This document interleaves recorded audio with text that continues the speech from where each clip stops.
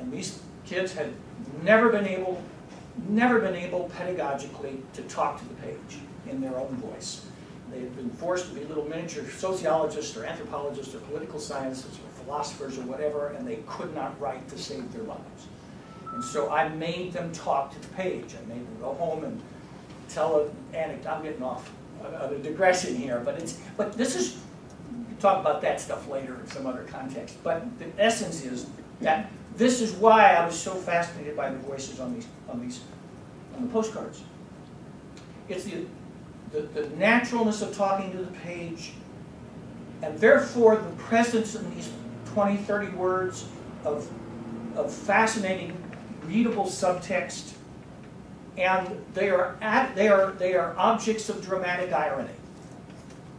That ultimately, and this is what the rhetorician can bring to these objects, we know more about that speaker than the speaker knows himself or herself. And that's the interesting, one of the great interesting things. Well, I collected for 14 years before I went one day, oh my God, there's a book.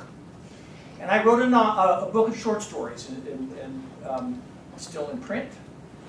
You can find it wherever.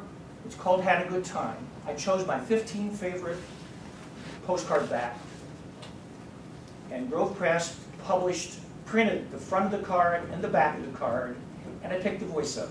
And I wrote the full story in that voice that's underneath those 15 or 20 words. Or occasionally I would pick up the voice of somebody referred to in the card. And so it's called Had a Good Time. I'm going to show you, just as a demonstration of things I'm talking about here, I brought 3 cards for you. And by the way, those 26 cards over there are full of this, what I've been talking about. So here's the front of this card. I'm going to read it to you before I show it to you. This is the card. The Boston, Massachusetts, the Hotel Terrain. I'll show you the handwriting in a moment, but I'm going to read it first. This is where the people who have more money than brains put up. They pay about $100 per month for 2 rooms furnished when they could afford to have a nice little home of their own. I had a job in this hotel last year, worked there for a week, saw lots of style, but don't see as the people were any happier.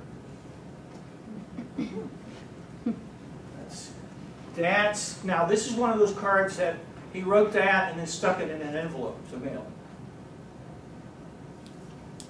And that's the first short story in the collection. Here's an interesting card. This is one of those romantic cards. Artist signed, a summer girl. Oops. I turned off the light, did I? No, you're good. Good? Oh, I turned off this light. All right. This is to Miss Pauline Muller in Baker City, Oregon. Dear Pauline, and this is from Katie, by the way. Dear Pauline, arrived at Portland yesterday morning, and it was such a relief, spelled relieve, it was such a relief, for we had an upper berth, and I didn't sleep a wink. Well, I got married to Milk Can.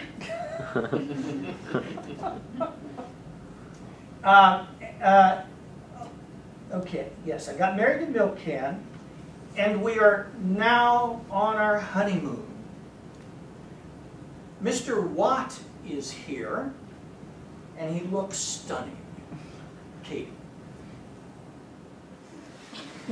So she married Milk Can, but Mr. Watt is there in Portland, and he looks stunning. Okay. Talk about subtext. Oh, this is wonderful. This is what the category that the postcard dealers call romance cards. Little performance now going on. This is to Miss M.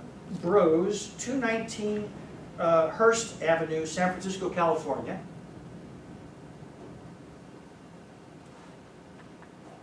Dear Matilda, just a line to let you know I am still alive.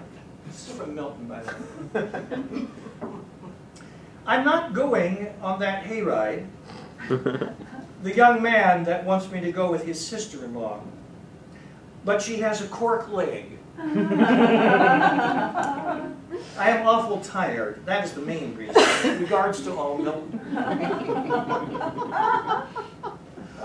She's got a cork leg. It's not really the cork leg why I'm not going. I'm just kind of tired. Got a headache tonight. Now, when I went off on my book tour for Had a Good Time, I went to San Francisco. And I had an extra day in a rental car. And so I thought, I wonder. So I went out to 219 Hearst Avenue, which is over in the Mission District. I parked the car along the street and was approaching 219 Hearst Avenue, and there it was, this little bungalow in the Mission District. And as I approached, a man came out of the front of the house, walked up to his mailbox to get his mail, and I brought a copy of Had a Good Time under my. I introduced myself, showed him the book. He invited me into his house. He had just recently bought the house, so I actually stood in the parlor where Matilda received her postcard from Milton 100 years ago, and. He showed me, in fact, he recently bought the house, the deed and all of that, and by golly, there were the Broses right there on the listing. So, and of course, this story then, which turned into the Ironworkers Hayride, is one of my favorites in the book. But you know, that's the thing that enchants me, and I'm happy to talk to you and answer questions. I have two questions, and then maybe you all have questions as well. So, what do you see in postcards that maybe you hadn't understood before? In other words, you started collecting them, and you might talk about why you started collecting them, what drew you to them. And then you did say that you, after 14 years, said, wait a minute, I have something here that's interesting.